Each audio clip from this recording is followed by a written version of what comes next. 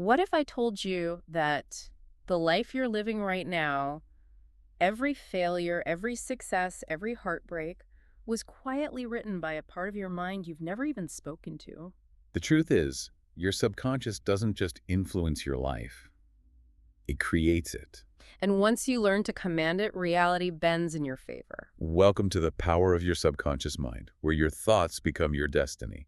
Hello, everyone. Hi, all. I'm Emma, your host for today. And I'm John. Great to be diving deep with you all. Welcome to Book Podcast Zone. It really is genuinely exciting to be here because today we're not just discussing a book or some abstract ideas. No, definitely not. We're essentially handing over the owner's manual for your inner universe. An owner's manual. I like that. Yeah, and this isn't just theory, it's really operational psychology, grounded in some pretty deep spiritual principles, but very practical. Absolutely practical. And that's our mission today, isn't it? We're doing this exhaustive deep dive, breaking down, 20 core principles? 20 key principles, yeah. Pulled from sources like Joseph Murphy, looking at how you can actually use your subconscious mind. Right. So we're going to structure this logically, starting with the basics, the definitions. Building the foundation. Exactly. And then moving into these, incredibly practical, potentially life-changing techniques. We're talking wealth, relationships, health, even tackling fear. Yeah,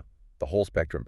The goal here really is to take all this information, which can honestly feel a bit overwhelming, maybe even esoteric sometimes. It definitely can. And distill it down into like 20 clear, actionable steps. Steps that you, the listener, can start using immediately, like tonight. We're giving you the keys, essentially. Keys to this control room you probably didn't even know you had access to. Precisely. Showing you how to stop just, struggling with life. Reacting to it. Yeah, reacting. And instead, start actively co-creating it. Right. So, settle in. This could be a bit of a marathon, but packed with insights. Definitely. By the end, you should feel really well informed and, more importantly, ready to apply these ideas. Okay, so let's dive right into part one, laying the foundation. Segment one starts with this really powerful, almost audacious claim, doesn't it? It really does. The idea that your subconscious mind is the ultimate resource. Murphy uses this dramatic phrase. The billionaire inside. Exactly. The billionaire inside. What does that actually mean for you practically? Right. Let's unpack that. It means that deep within you, there's this infinite wellspring, creative power, knowledge, healing energy, just sitting there. Waiting to be tapped. And crucially, it's completely indifferent to your external circumstances, your bank balance, your current problems. None of that matters to the billionaire. So if the subconscious is the billionaire, where does the conscious mind fit in? The conscious mind. Murphy sees it as the gatekeeper, or maybe like the perpetually anxious chief security guard. Okay, I can picture that. Always checking IDs, worrying about threats. Exactly. It vets all the incoming information.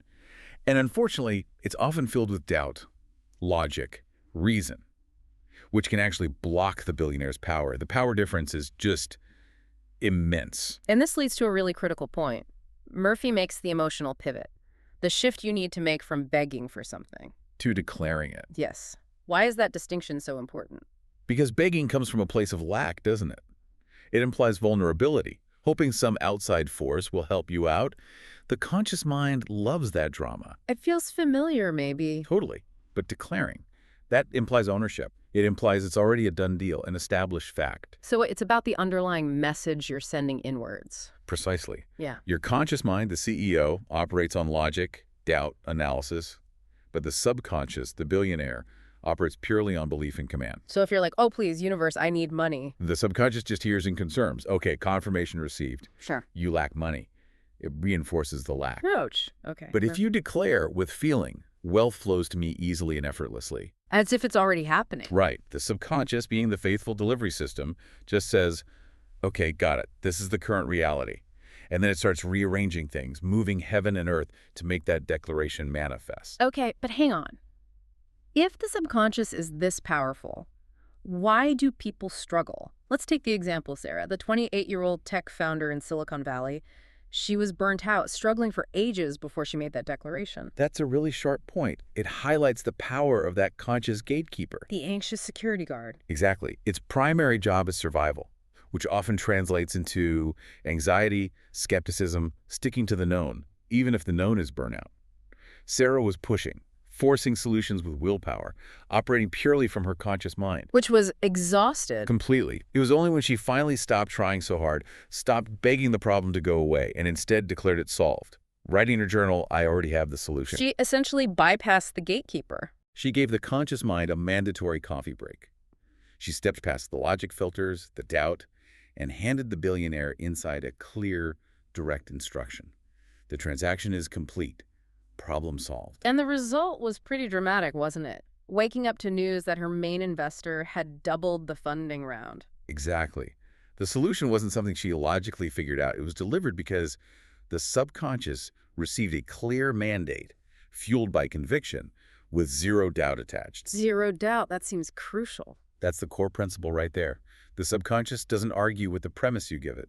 It just delivers the conclusion based on the clearest, most emotionally charged image you provide. It's fascinating how this connects to current trends, too. You mentioned lucky girl syndrome on TikTok. Yeah, it's a modern, perhaps unintentional application of this exact principle. People are whispering affirmations like, everything always works out for me, They're consciously feeding their subconscious. with unwavering, joyful certainty. They're basically telling that anxious internal security guard, hey, take 5, and letting the billionaire handle things. It's about cultivating that inner feeling of course it works out. So the conviction, believing it like it's hot gossip, is true. That's the engine. That's the fuel. So, okay, let's make this concrete for everyone listening. Your first action step, right out of the gate. Let's hear it. Write down one simple sentence, declaring your desired outcome as if it's already done. Use the past or present tense, I have, or I am. Okay. Put it on a sticky note maybe, somewhere you'll see it. And here's the re. Read it Yeah. as if it were absolutely unshakable fact, like reading your own name. That's the first step to unlocking that treasure house. Exactly. Start commanding the billionaire. Like, subscribe, and share for more update, and continue to next. Okay, moving on to segment 2. Here we get a bit deeper into the mechanics, this mind split. Murphy really hammers home the importance of understanding how these two parts of your mind work differently. Yeah, he uses analogies, right, to make it clearer. He does. And the one we're focusing on is pretty vivid. Think of your conscious mind as the CEO. Logical, strategic, makes decisions, maybe worries a bit too much. Definitely worries too much, micromanages, doubts. And then you've got the subconscious mind. Think of it as like a Formula One driver. Ooh, okay. Powerful, fast, executes brilliantly. Exactly. Driven by emotion, belief, instinct, it has incredible horsepower for execution. The CEO, the conscious mind, is supposed to set the destination, plot the course. But the F1 driver actually gets you there at 200 miles an hour. Right. The problem, though, is when the CEO keeps interfering with the driver. How so? Well, the CEO plants the seed, right? Says, okay, driver, destination, success. But then almost immediately, the CEO starts watering all these weeds of worry around the seed. Like, but what if we crash? Am I a good enough driver? What if the other cars are faster? Everyone's probably going to laugh when we spin out. Precisely. It's cognitive sabotage. You're giving conflicting instructions. You're telling the F1 driver to win the race while simultaneously describing every possible way they could crash and burn. That sounds like Alex, the 19-year-old UT student getting ready for his big presentation. Classic example. His conscious mind, the CEO, was just running this endless disaster reel. Playing out every nightmare scenario, voice cracking, forgetting his lines, total humiliation. He was literally programming his subconscious, the F1 driver, for failure. Because the subconscious just executes based on the loudest, most consistent, most emotionally charged input it receives. And in his case, that was crippling fear. He was essentially telling the driver, crash. The mechanism is so fundamental. The conscious mind plants the seed. The subconscious grows the forest. If you keep arguing with the seed, doubting it, poisoning the soil. You get a dead forest, or at least a very underwhelming one. Exactly. But Alex figured out the trick, didn't he? Strategic seeding? Right, the voice note. He recorded himself saying what? I'm calm, clear, hilarious. Something like that, yeah. Short, positive, present tense. And crucially, he looped it while he was sleeping. Bypassing the conscious editor again. Sneaking past the anxious CEO. Precisely. Repetition, especially during that receptive state of sleep, allowed the new instruction set to sink in. So when presentation time came, The CEO, the conscious fear, took a backseat. it had to. The subconscious, the F1 driver, had a new, stronger program to run. Calm, clear, hilarious, and it just executed. leading to that standing ovation. It delivered the performance based on the new programming. It's more than just wishful thinking or slapping on a happy face. It's actual reprogramming. It reminds me of reframing techniques in modern therapy, like CBT or those apps. Absolutely. It's the same underlying principle, Mm-hmm. but I kind of like Murphy's more direct language. He basically told people to stop bullying your subconscious. Haha, yeah. Why use your most powerful internal resource to constantly argue against your own success? Right. It's counterproductive. It's about becoming really intentional, really mindful of that internal conversation. Like, if you wouldn't let your inner monologue talk to your best friend that way. Then you definitely shouldn't let it talk to your subconscious that way.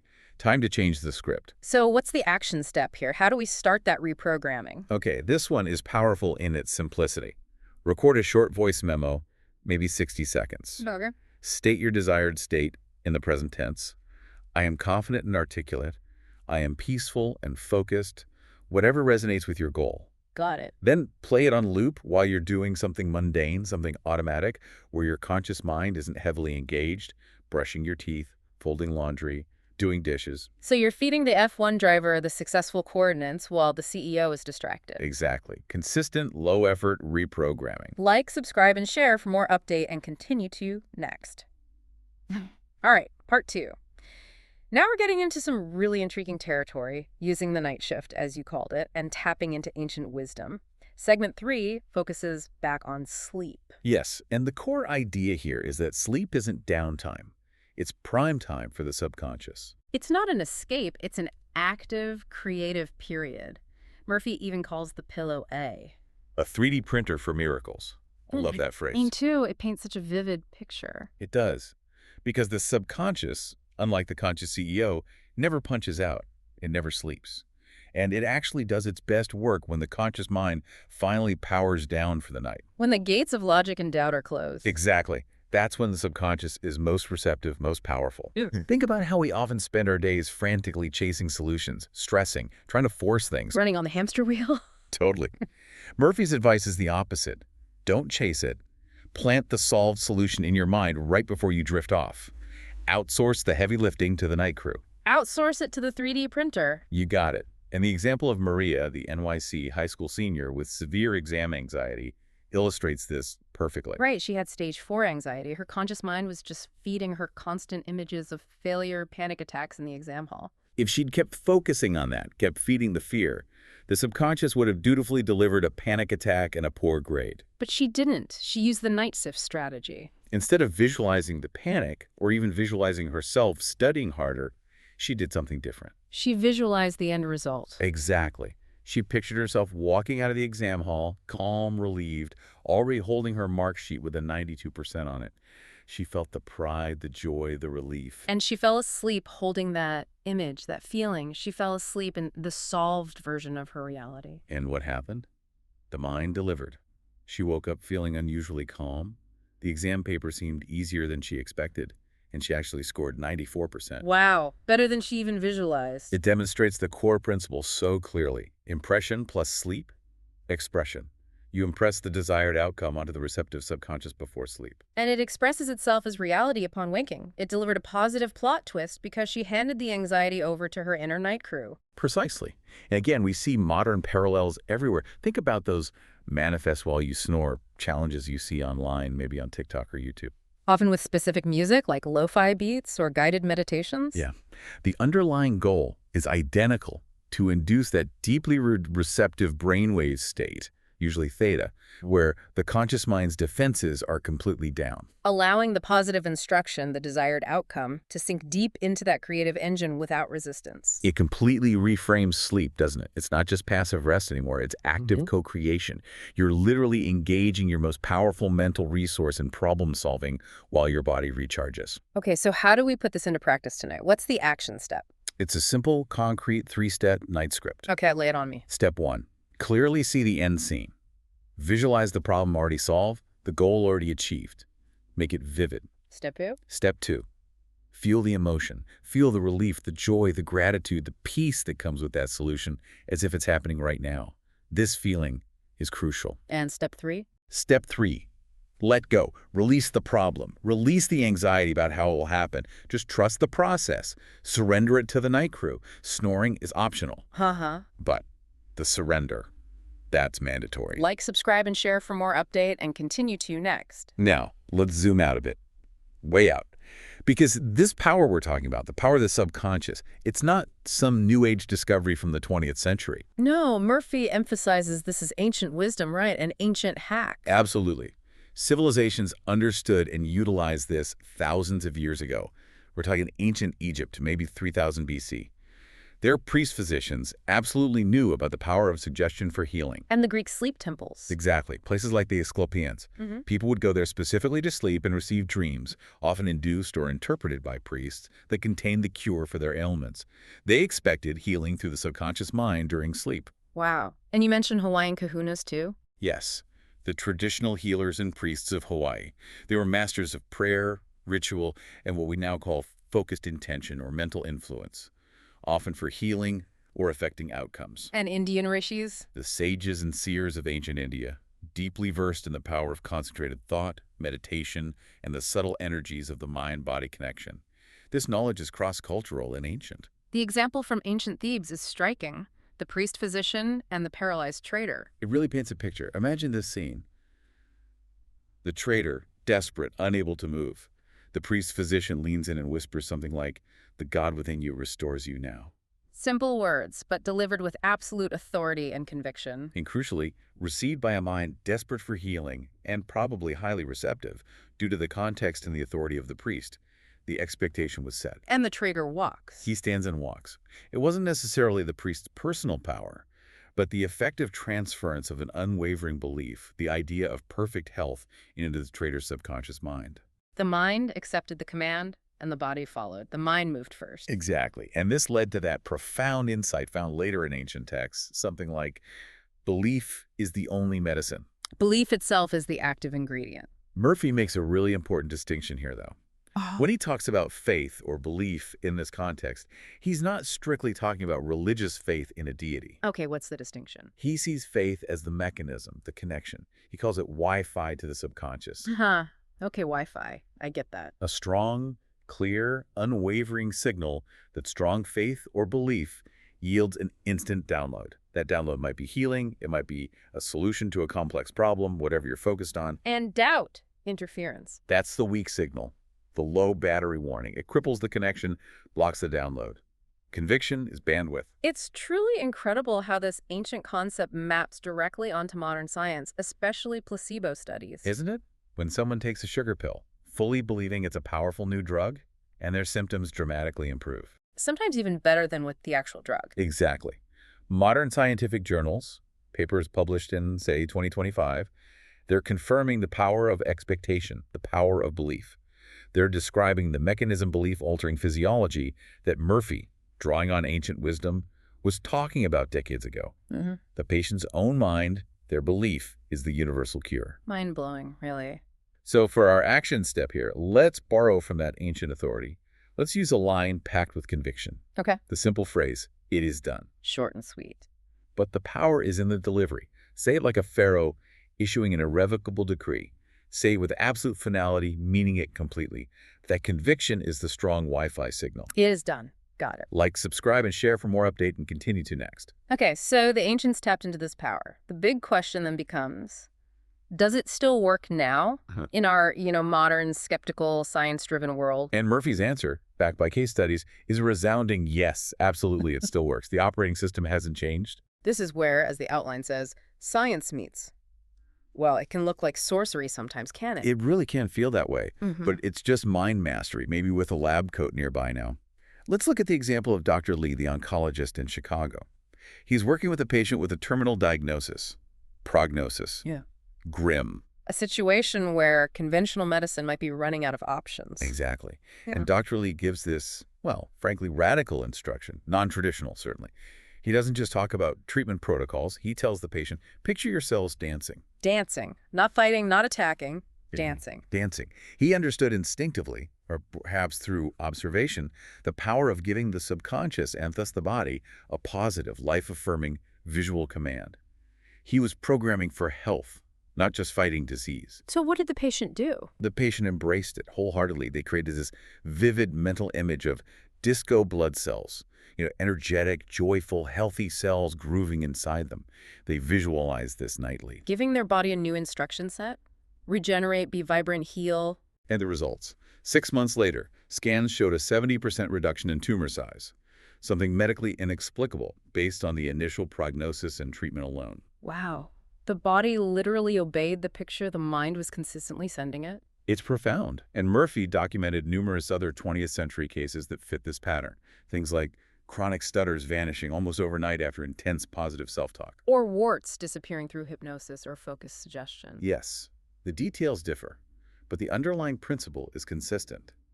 The subconscious primarily thinks and communicates in pictures and strong feelings, and the body, being part of the subconscious realm, obeys those pictures and feelings without question. It's like the body is the hardware and the subconscious image is the software update. Great analogy. And modern medicine is slowly, sometimes reluctantly, catching up. Think about VR therapy. Virtual reality. How does that connect? Well, some advanced therapies now use VR to guide patients through immersive visualizations. They might walk through digitally rendered healthy lungs or explore perfectly functioning joints. Ah, so they're using technology to enhance the internal visualization that Murphy always recommended. Exactly. Fancier goggles, maybe, Yeah. but the same core principle. Leveraging the subconscious mind's powerful response to vivid sensory input to promote healing. Okay, so for those of us without fancy VR headsets, what's a simple action step? Keep it simple, keep it visual, get a piece of paper, and just draw your body happy. Like literally draw it. I'm no artist. Doesn't matter. Stick figures are perfect. The intention is what counts. Draw yourself vibrant, healthy, smiling, full of energy. Okay, stick figures I can do. Then tape that simple drawing somewhere. You'll see it often, especially when you might be feeling a bit groggy or under the weather, maybe by your bed or on the bathroom mirror. So it acts as a constant visual reminder to your subconscious. Exactly. A simple, positive instruction. This is what health looks and feels like. Remember this picture. Like, subscribe, and share for more update and continue to next. All right, part 3. We're shifting gears now from the what and why, more into the how. This is the practical toolkit, the actual cheat sheet for giving your subconscious clear, effective orders. Because vagueness doesn't work, right? Murphy says a vague request gets you a, what was it? A decaf order. Aha, yeah, I like that one, a decaf order. Your subconscious is like this super efficient, literal-minded assistant. If you give it a fuzzy, half-hearted request, it struggles to process it. It needs specifics. Clarity is power. Okay, makes sense. Let's look at Dave, the 32-year-old financial analyst in Houston. He had chronic insomnia for 3 years. 3 years. Imagine the exhaustion. And think about his mental state, probably frantic, desperate, basically begging his mind for sleep every night. Which, as we learned earlier, just reinforces the problem. Begging implies lack. Exactly. It just ramps up the anxiety, floods the system with stress hormones, making sleep even less likely. He was caught in a negative feedback loop, programmed for wakefulness. So how did he break out of it using a specific technique? He switched to Murphy's thank you technique. And this is brilliant because gratitude is such a powerful emotional switch. So he didn't ask for sleep anymore. No. He stopped asking, stopped begging. As he lay down, he started thanking his mind and body for the wonderful, perfect, restful 8 hours of deep sleep he had just received. Even though he hadn't slept yet, he acted as if. Precisely. He generated the feeling, the deep conviction, the gratitude, as if the desired outcome had already happened. That feeling of gratitude is the key emotional switch. It signals completion, satisfaction. And what was the result? That very night, his subconscious accepted the new mandate, the mandate of gratitude and completed sleep, and he slept soundly for 8 uninterrupted hours for the first time in years. Wow. Gratitude is the programming language. It's incredibly effective. So Murphy outlines a few core techniques in this area. Let's quickly recap the main ones for everyone. Okay, the cheat sheet. First, there's the pass the scene method. This is pure visualization, but focused only on the end result. You don't visualize the struggle, the process. You vividly imagine yourself having already passed through the scene, goal achieved. Feel the victory. Got it. Skip the drama, go straight to the celebration. Exactly. Second, the letter method. This appeals to the more structured thinkers. You literally write a formal, concise letter to your subconscious. Like a memo to the internal CEO. Sort of, but addressed to the F1 driver, the subconscious. State your desired outcome clearly in the present tense, like a non-negotiable business order. It is so-and-so. Sign it, date it, treat it like a done deal. Okay, formal and clear. And third, the thank you trick, the one Dave used. Expressing heartfelt gratitude now for the future outcome you desire, feeling it deeply, sealing the deal with that powerful emotion. 3 distinct methods, appealing to different styles, maybe. And it's fascinating, isn't it, how modern productivity culture is sort of rediscovering this. You mentioned seeing Notion templates for Murphy letters. Yeah, people are creating structured templates to write these intention letters to themselves or their subconscious. They're formalizing the process because they recognize that clarity and intention get It's results. the same principle, just with digital tools. Mhm. So the action step for this segment builds on that. Let's have it. Write a thank you note. Not about the past, but thanking your subconscious for something specific that is currently in your future, the desired outcome you're working towards. Thank you for my perfect health, or thank you for the successful completion of this project. Exactly. Write it down. Feel the gratitude. Then, maybe fold it up, put it in an envelope, seal it. That physical act signifies completion, finality. You've delegated the task. Now go to sleep and let it work. Like, subscribe, and share for more update, and continue to next. Okay, segment 7 feels like it cuts right to the chase. It distills the whole process down into a super simple 3-word formula, Yeah, it sounds almost too simple, doesn't it? Ask, believe, receive.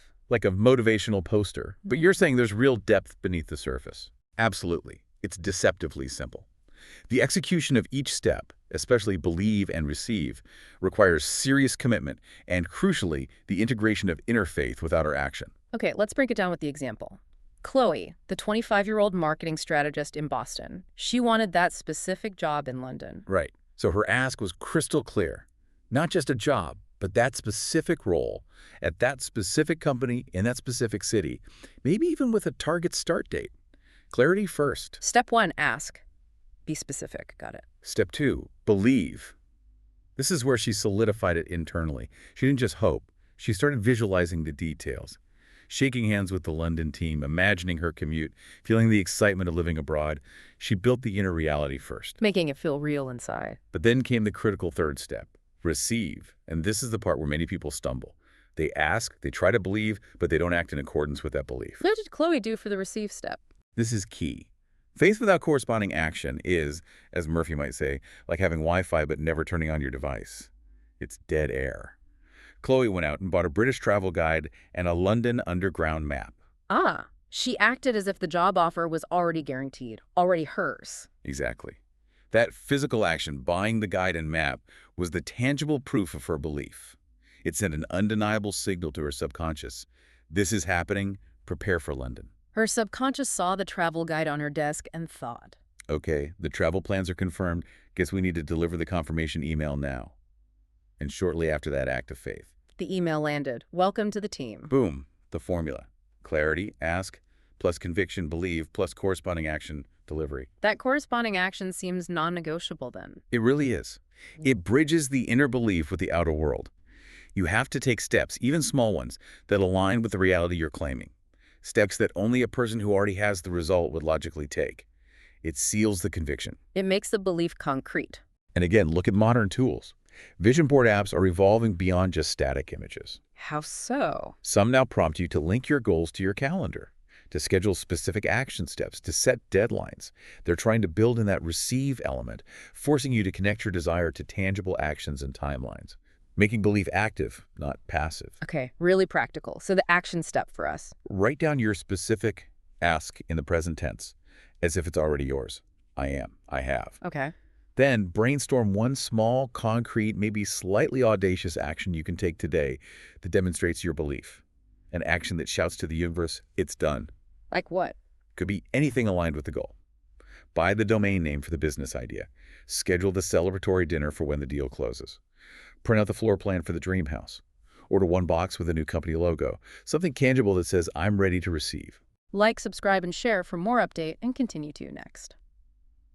Moving on to segment 8. I like how this reframes the subconscious again. We've called it the billionaire, the F1 driver. Now it's positioned as a business partner. Yeah, and not just any partner, your most crucial one. The silent CEO, Murphy suggests. Yeah. The partner who handles the really critical stuff, especially under pressure. Why especially under pressure? Because that's when the conscious mind, the regular CEO, tends to falter, right? Mhm. It gets stressed, overwhelmed, goes blank. That's when you need a partner who remains calm, accesses vast databases instantly, and provides the perfect solution or piece of information. Like having an unflappable co-founder inside you. Exactly. And the story of Marcus, the tech founder in Austin, is a perfect illustration. He's in this high-stakes pitch meeting, millions of dollars on the line. The pressure cooker environment. Totally. And right at the critical moment, when he needs a specific, crucial statistic to seal the deal, his conscious mind just blanks, complete freeze, panic starting to set in. Nightmare scenario for any presenter. But then, according to him, his subconscious, his silent partner, just sort of whispered the forgotten number into his mind. Clear as day. Wow. Just delivered it. He delivered the stat flawlessly, confidently, and boom, landed the $2 million seed funding. And his reflection afterwards was telling, I didn't remember it, it did. That captures the core principle perfectly. Delegate the how, own the what.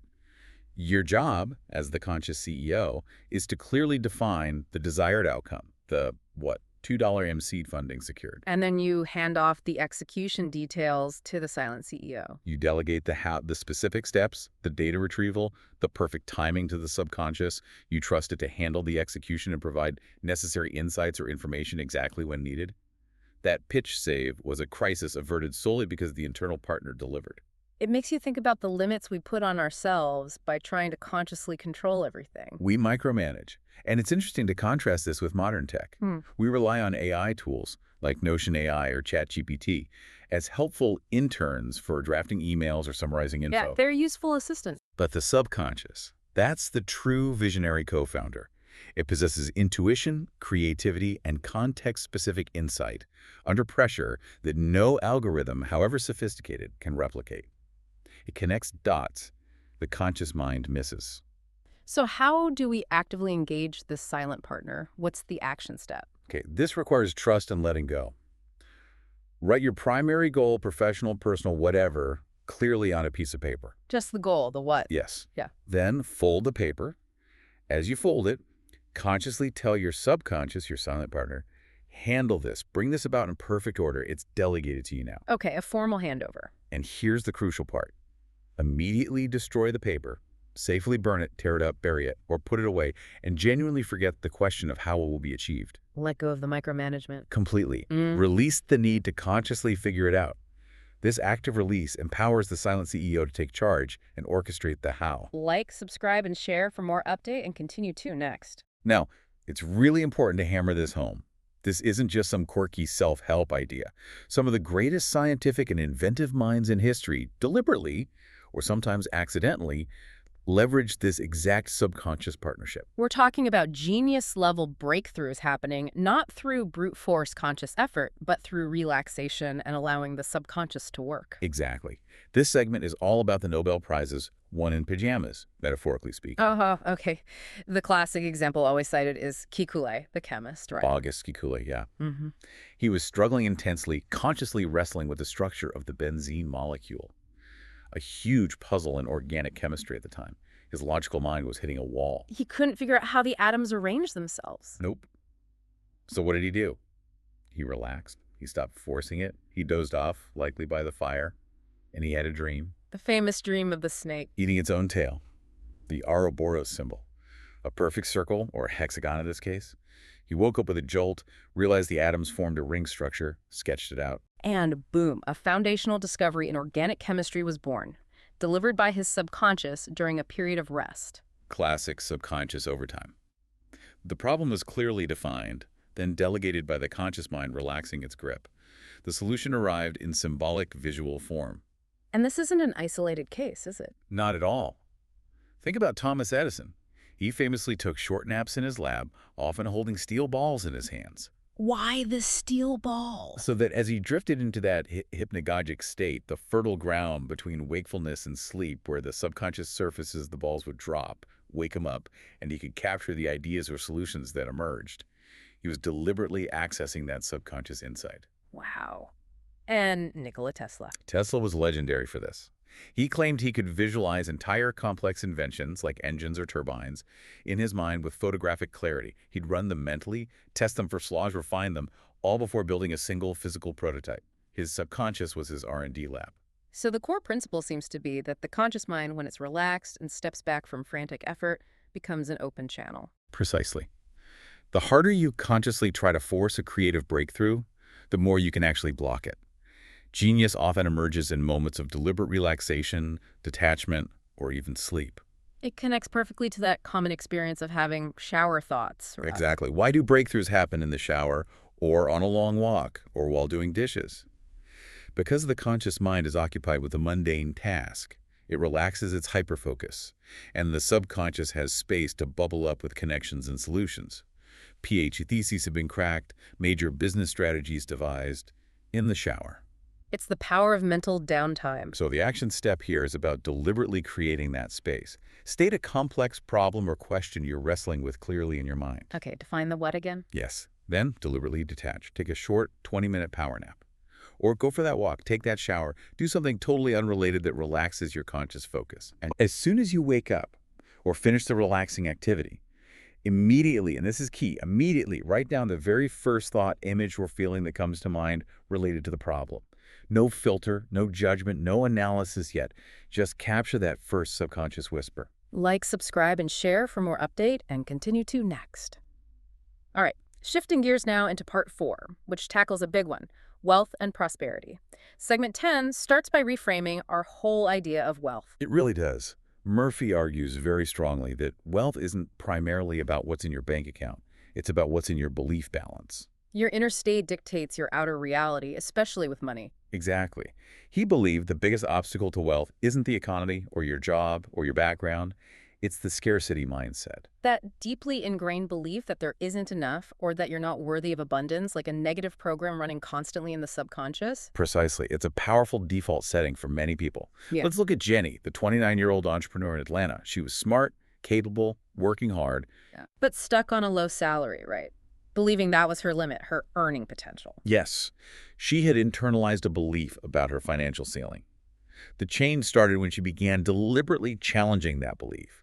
She started using affirmations like, "Money flows to me easily and abundantly." That was the first internal shift, reprogramming the belief balance. And that inner shift gave her the courage, the conviction, to take outer action.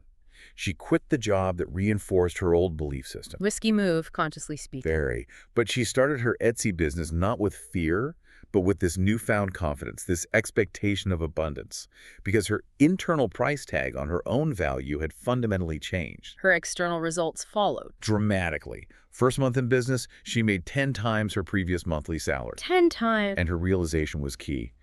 I just believed the price tag was wrong on her old earning potential.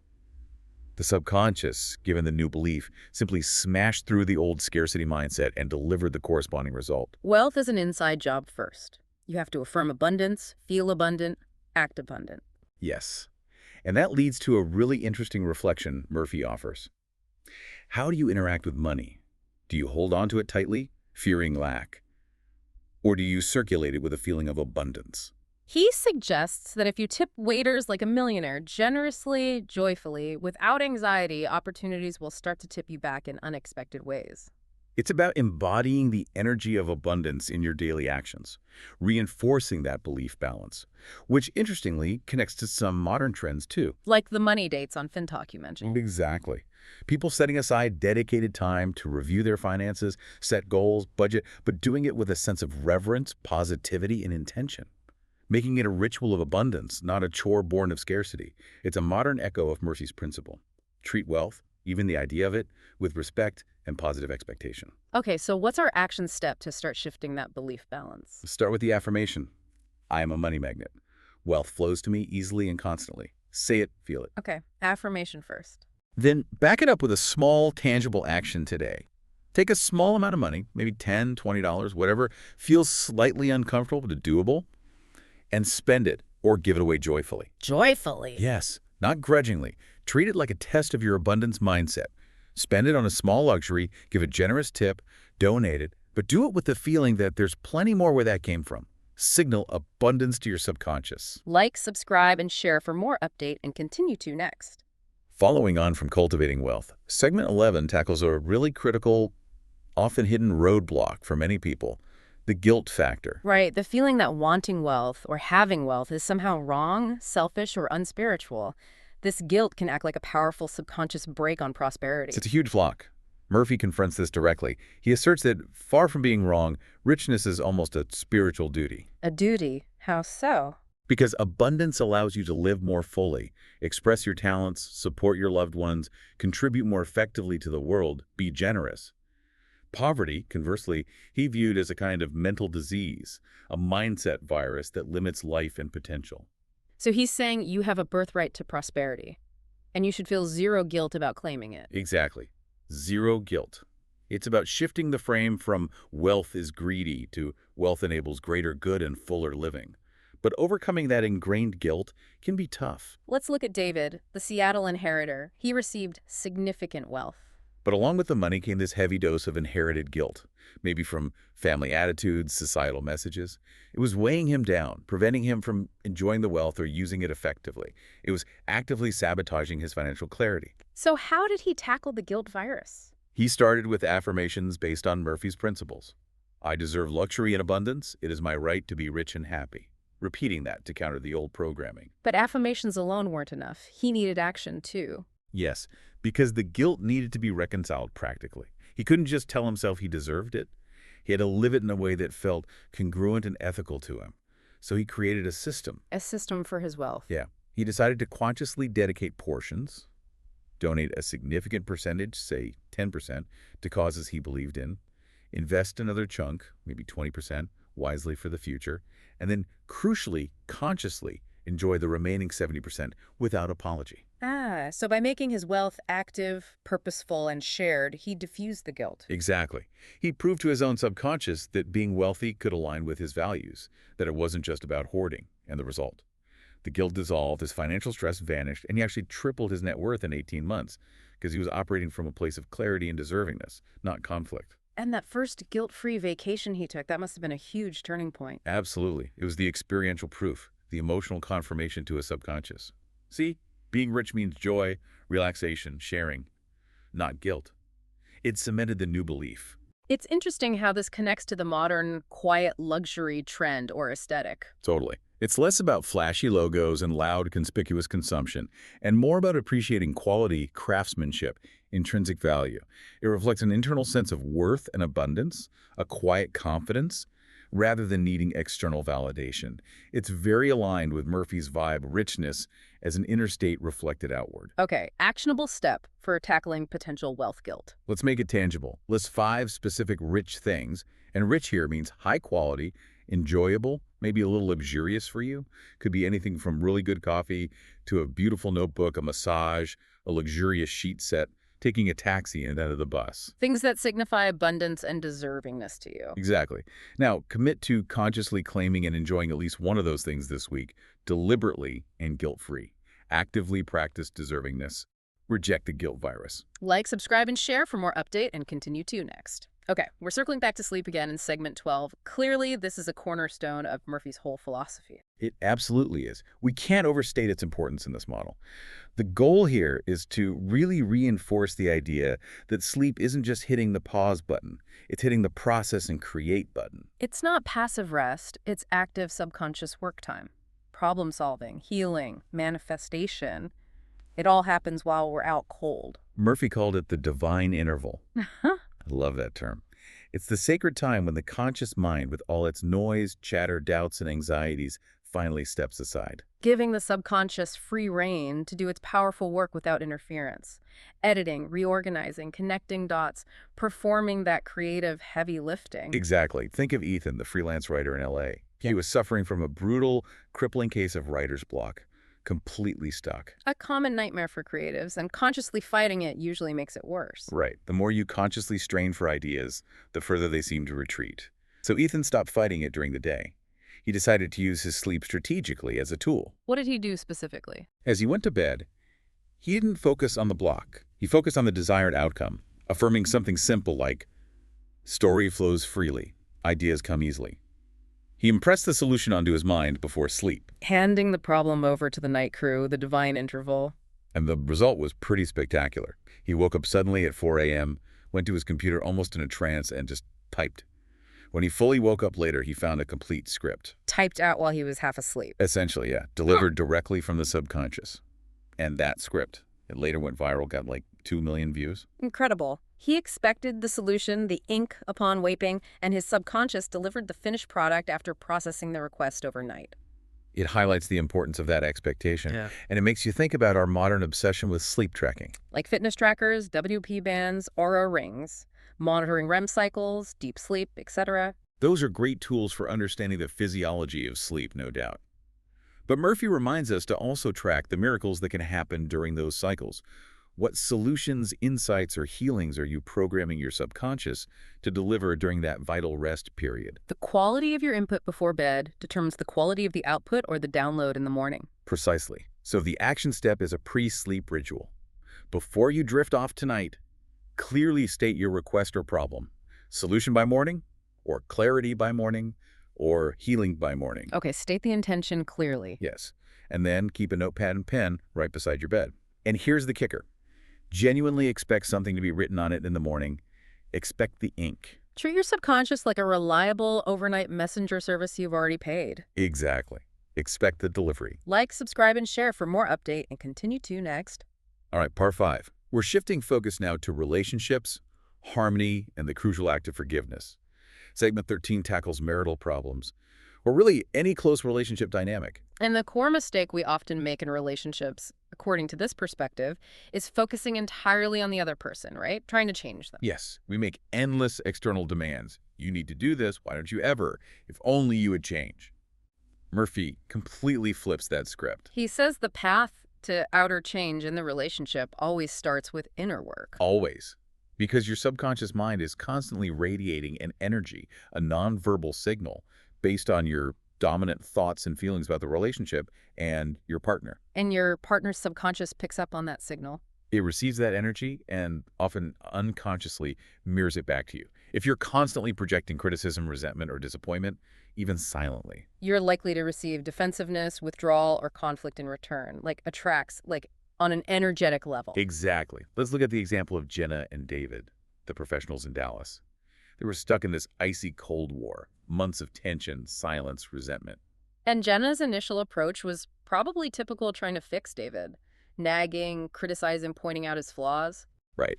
Focusing entirely on his behavior, trying to force external change, which only amplified the tension and pushed him further away. The Cold War persisted because her focus was purely external. So when did things start to shift?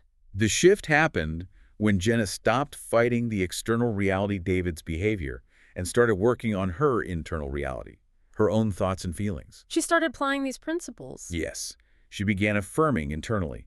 Harmony flows between us. We communicate with love and respect. She consciously stopped the nagging. She started visualizing them laughing together, feeling peaceful, remembering the good times. She changed her internal projection, the signal she was broadcasting. And because she changed her dominant inner state regarding the relationship, David's subconscious picked up on the new harmonious signal and mirrored it back. How did that manifest externally? He surprised her by booking a weekend trip to the Florida Keys. Out of the blue. It was the first genuine gesture of reconciliation, the first crack in the ice in years. Wow, because she changed inside first. That's the core principle for relationships. You must change your own thoughts, feelings, and assumptions first. Your partner's subconscious will inevitably mirror that change because you've fundamentally altered the energetic dynamic between you. It really aligns with what good couples therapists often advise, doesn't it? They assign inner work, challenging your own assumptions, managing your own reactions, focusing on your contribution to the dynamic. Exactly. It's less about demanding external change and more about initiating internal change, which then ripples outward. So the action step for improving a relationship dynamic. It's an internal visualization exercise. Take a few moments, close your eyes, and picture your partner or whoever the relationship is with at their absolute best.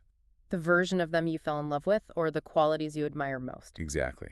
See them in that positive light. Now, feel that image as real. Feel the warmth, the connection, the positive emotions associated with that best version of them. sustain that feeling. Okay, hold the positive image and feeling. Then, throughout your day, consciously try to interact with them from the perspective of that best version. Respond to the potential you see, not just the frustrating behavior you might be currently experiencing. See the best, expect the best, and you draw it out. Like, subscribe, and share for more update, and continue to next. Moving on to segment 14, happiness itself, which, according to Murphy, isn't something you find like a lost wallet. No, definitely not. It's not an external condition dependent on circumstances. He frames happiness as a choice, an internal frequency you have to consciously tune into. A choice frequency. I like that. You choose the station. Exactly. And the reason it must be a choice is because, as we've established, the subconscious mind is fundamentally an amplifier. It takes your dominant mood, your default emotional state, and turns up the volume. Precisely. So if your default setting, your habitual frequency, is worry, anxiety, criticism, or pessimism, well, your subconscious will faithfully amplify those feelings, making them seem even more pervasive and real. You get more of what you're already tuned into. But if you consciously choose to tune into the frequency of joy, gratitude, peace, even if it feels unnatural at first, the subconscious will start to amplify that instead. Joy becomes the new baseline. Let's look at Chloe again, a different Chloe. This one, a chronic overthinker in Seattle, constantly caught in worry loops. Her default frequency was anxiety. She decided to consciously change the station. She started using a powerful, simple affirmation. Joy is my default setting. Repeating it, trying to make it her new internal program, a conscious instruction to her subconscious tuner. And the real test, the proof that the frequency was shifting, came during a mundane, everyday mishap. She spilled her coffee all over her desk at work. Okay, normally that might trigger stress, embarrassment, maybe a mini meltdown, or a spiral of self-criticism for an overthinker. Right, a classic trigger for a low-frequency response. But instead, Chloe found herself genuinely laughing at the absurdity of it. A spontaneous, authentic laugh. She chose the high-frequency response. That's at the dial click moment. It really was. It was evidence that her internal default was changing. And apparently, her colleagues even noticed, commenting on her lighter energy, her glow. The spill became proof of the internal shift, not a cause for despair. She chose joy, and her subconscious amplified it, making the positive response feel more natural. And those modern mood tracking apps, they're useful data points, sure. But in this context, they're basically just Murphy's stethoscope helping you diagnose which frequency you're currently broadcasting. The next step is to consciously change the frequency if it's not serving you. So the action step to tune into happiness. It's about repetition and a bit of fake it till you feel it. Repeat this phrase maybe 3 times a day or whenever you feel yourself slipping into negativity. I choose joy now. I choose joy now. Simple and active. And here's a little physical trick to help anchor it. Force a smile. Even if you don't feel like it, physically hold a smile for 30-60 seconds while repeating the phrase. Does that actually work? There's science behind it. Facial feedback hypothesis. The physical act of smiling can actually signal your brain, and thus your subconscious, to release mood-boosting neurochemicals. You're tricking yourself into feeling better, reinforcing the choice of joy until it becomes authentic. Like, subscribe, and share for more update, and continue to next. Okay, segment 15 extends the relationship principle beyond just romantic partners to all human relations. How do we deal with those difficult dynamics? The challenging boss, the competitive colleague, the frenemy. Murphy's approach isn't about confrontation or office politics, is it? It's more subtle. Much more subtle. He calls it silent diplomacy. It's about transforming those relationships from the inside out, turning friction into harmony, potentially even turning frenemies into allies, by changing your mental stance towards them. So again, the work starts within you, not by trying to change the other person directly. Always. The core idea is that you need to change your dominant internal picture of that person and your relationship with them, instead of constantly replaying past grievances or focusing on their negative traits. You focus on the harmony you desire, or on their positive qualities, even if they're hard to find sometimes. Exactly. You create a mental equivalent of the harmonious relationship you want. Let's take Daniel, working in that high-pressure DC firm. He had a boss who was hypercritical, maybe even seemed hostile, a classic difficult dynamic. A situation many listeners can probably relate to. What did Daniel do? Instead of complaining, plotting, or mentally replaying negative interactions, Daniel started internally affirming, "We work together in harmony and mutual respect." Or, I radiate goodwill towards my boss, and I receive the same. He focused on projecting peace and seeing the potential for harmony, refusing to engage in mental conflict or criticism. Yes. He changed his internal broadcast regarding his boss. Mm, And the external result is pretty remarkable. what happened? After some time of Daniel consistently holding this harmonious mental state, the boss actually apologized to him for past harsh behavior, unprompted, Wow, it's huge. and then followed up by offering genuine mentorship opportunities, which eventually led to a promotion for Daniel. The external reality shifted to match Daniel's internal projection. The boss's apology was like that mirror crack you mentioned, the proof that the inner change had manifested outwardly. It perfectly illustrates the principle. Radiate respect, even if only mentally at first, and you will begin to receive respect. Project harmony, and you create the conditions for harmony. Your mental vibe absolutely dictates the interactions you attract. It really makes sense of the whole vibe check concept in modern culture, doesn't it? Totally. Yeah. If your internal vibe towards someone is consistently one of conflict, judgment, or victimhood, you're likely going to keep finding evidence to support that vibe in your interactions. If you cultivate an internal vibe of harmony and goodwill, You start attracting experiences that match that vibe, like mentorship instead of criticism. exactly. So the action step for silent diplomacy. How do we practice this? Identify one person in your life with whom you currently have a difficult dynamic. Just one to start. Okay, got someone in mind. Now, once a day, take just 30 seconds to silently bless them. And bless here just means genuinely wish them well. Focus on a positive quality you wish for them. Maybe, I wish you peace, or I wish you success, or I wish you happiness. Focus positive energy towards them internally without expecting anything back immediately. Right. Just send the goodwill. Do this consistently for a week or two, Mm-hmm. and then just watch. Observe for any subtle shifts, any unexpected plot twists in your relationship dynamic. Often, the change starts small, but it starts. Like, subscribe, and share for more update and continue to next.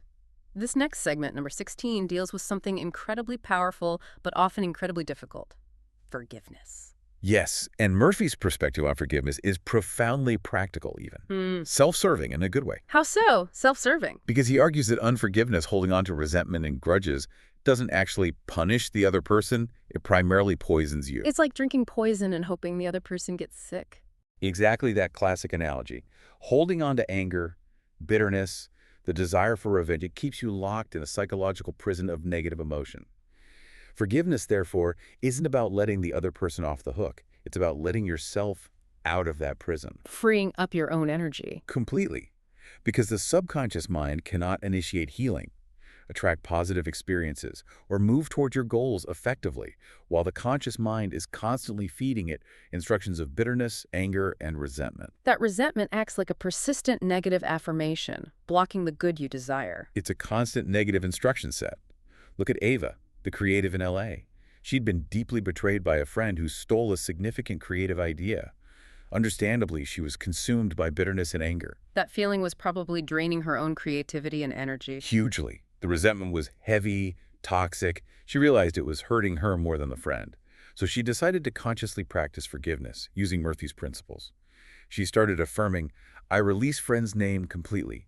I forgive her and I wish her well. I am free. That must have been hard, saying that when she still felt wronged. Incredibly hard at first, no doubt. Yeah. But she persisted, and she reported that almost immediately after starting this practice, she began to sleep lighter, feel a sense of relief, like a heavy weight lifting. The internal release was the primary benefit. That was the main goal, her own peace and freedom.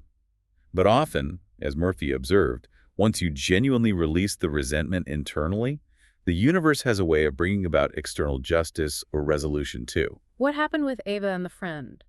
In Ava's case, the friend, seemingly out of the blue, later returned the stolen concept, acknowledged the wrongdoing, and even publicly credited Ava for the original idea. Wow. So release had to precede receipt. Releasing the anger allowed justice and peace to come in. It often worked that way. You have to clear the blockage of resentment first. And think about the modern equivalent of holding grudges. Those mental karma spreadsheets, keeping score of every slight. Exactly. Yeah. Or endlessly replaying arguments in your head, nursing grievances online or off. It's the same self-poisoning pattern.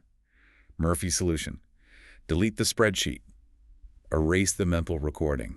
Okay, this sounds vital, but how do you do it when the hurt feels so real? What's the action step? This one involves a simple ritual.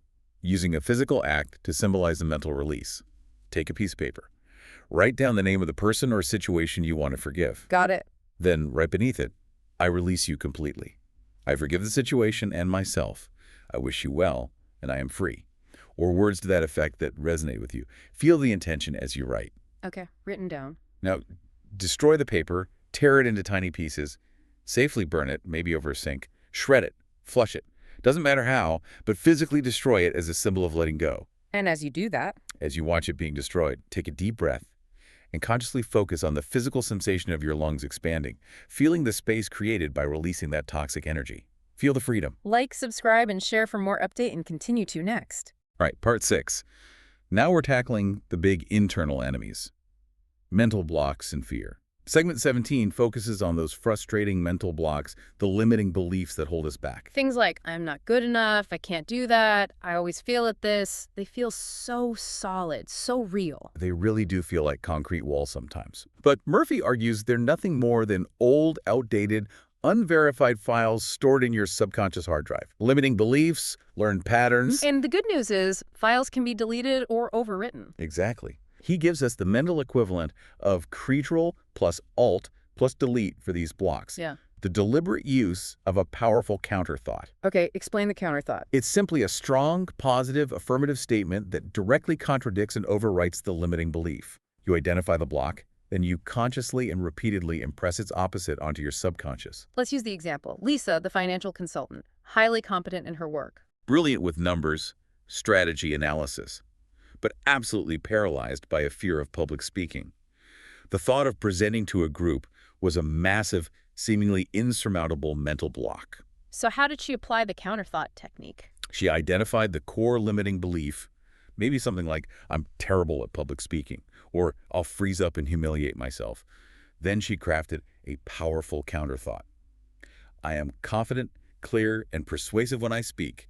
I connect easily with my audience. Okay, the direct opposite. Did you just say it once? No, the key is repetition and conviction.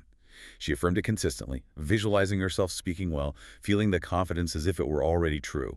She was actively overwriting the old fear-based file. And then she put it to the test. She did. She bravely signed up for her local Toastmasters group, The Ultimate Exposure, and her very first speech. How did it go? Disaster? Standing ovation. No way, first time. First time. And her reflection afterwards was profound. She said something like, you know the weirdest thing? I forgot to be scared. Wow. The counterthought programming had worked so well that the old fear program simply didn't run when the trigger situation occurred. Exactly. The standing ovation was like the system notification. Old fear file successfully deleted. It proves the core principle. A strong, affirmative truth, consistently impressed, dissolves the limiting belief block.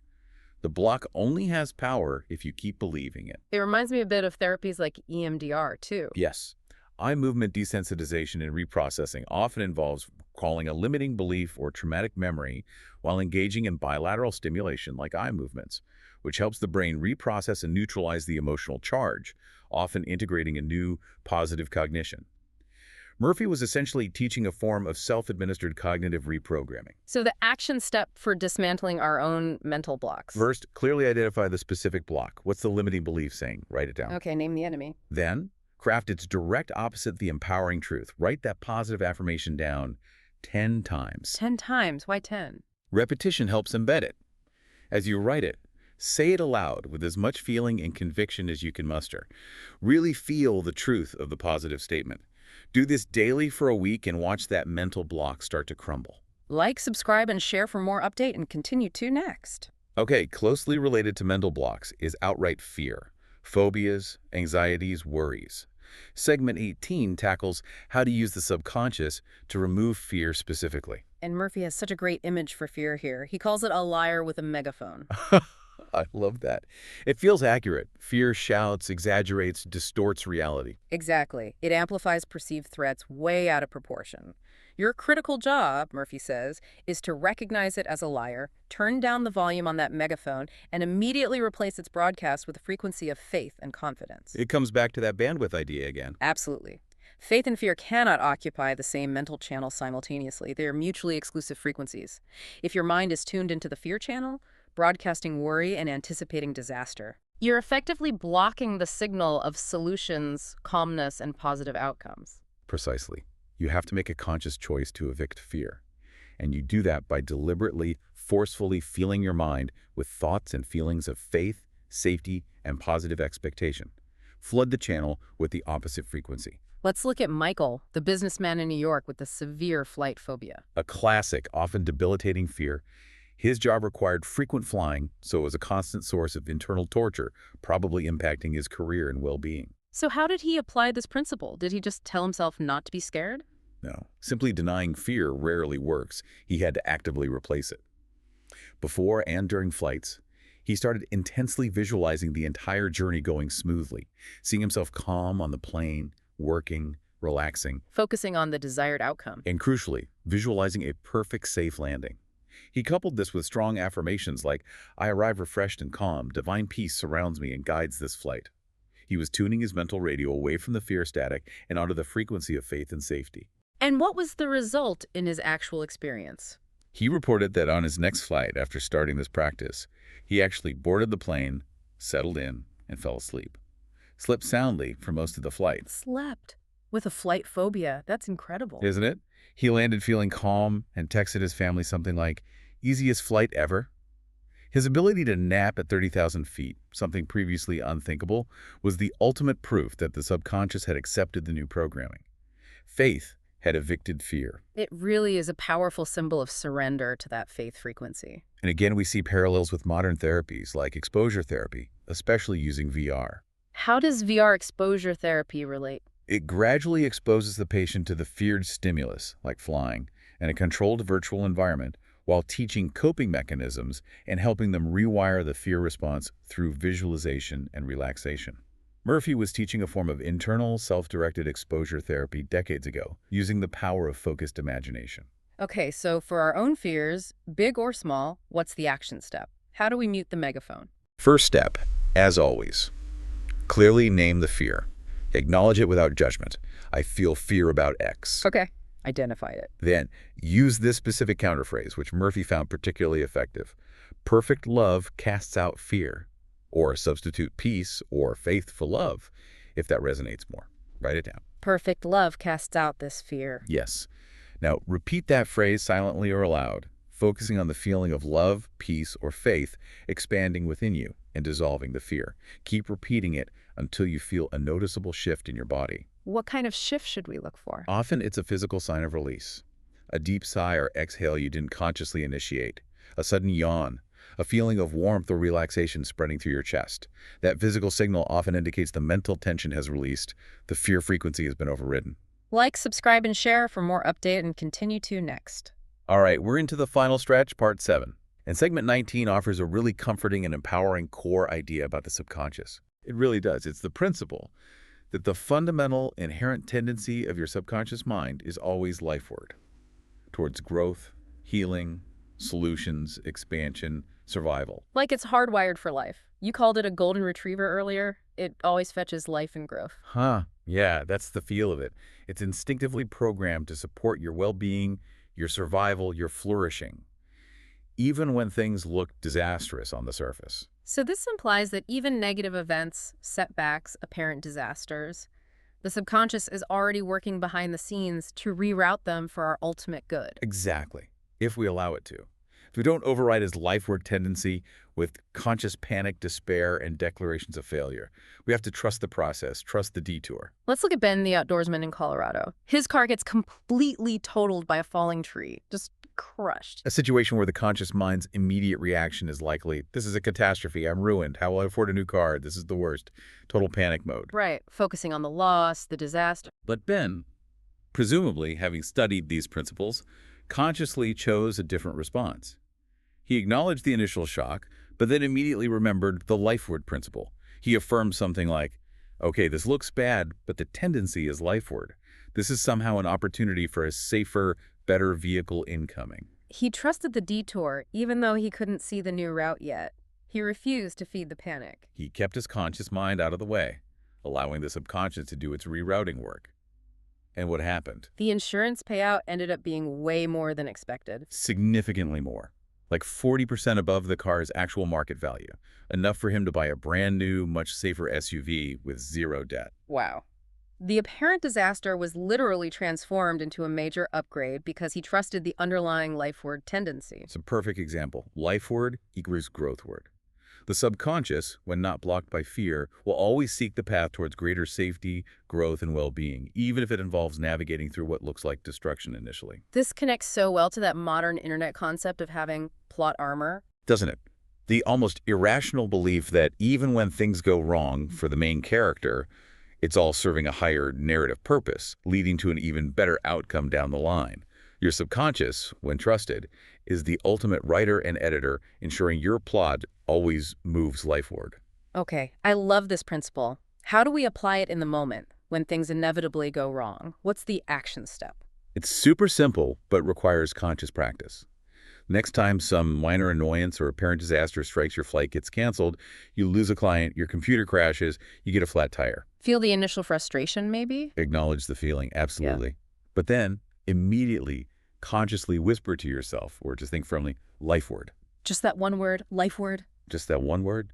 It's a command, a reminder, a statement of faith in the underlying process. Say life word.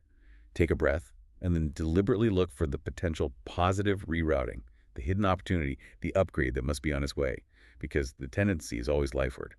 Watch for the inevitable solution that follows that trust. Like, subscribe, and share for more update, and continue to next. And here we are, the final segment, number 20.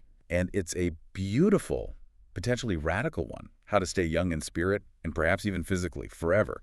Defying the calendar. This sounds like the fountain of youth, but Murphy's approach isn't about magic potions, is it? No, not external potions. It's about the internal elixir, your beliefs. He argues that aging, or at least the rapid decline often associated with it, is largely a suggestion, a powerful societal belief, a program we unconsciously accept. And like any suggestion fed to the subconscious, you can choose to accept it or politely decline it. Precisely. You can decline the suggestion of aging and decline, because the subconscious believes what you consistently tell it. So if you want to stay young in spirit, vitality, and even appearance, tell it young. Feed it instructions for vitality, flexibility, energy, continuous growth, regardless of the number of candles on your birthday cake. That's the core idea. This is Murphy's internal fountain of youth. It's about controlling the quality of your thoughts and beliefs about your age and physical state, not just passively accepting the chronological narrative. The example here is fantastic Grandpa George, the 72-year-old in Miami. Isn't he great? He completely rejected the cultural programming that says 70 plus means slowing down, aches, pains, disengagement. He consciously decided otherwise. What did he affirm? Things like, I am vibrant, energized, and growing stronger every day, or my body is flexible and powerful. He fed his subconscious instructions for youthfulness and vitality. And his actions reflected this belief. This wasn't just talk. Absolutely not. Belief without action is weak. He started a parkour YouTube channel. Parkour at 72. Parkour. Running, jumping, climbing. He gained a huge following, like 100,000 subscribers, inspiring people of all ages. And crucially, he reported having zero joint pain, feeling fantastic. His mantra was simple: the calendar lies. Wow.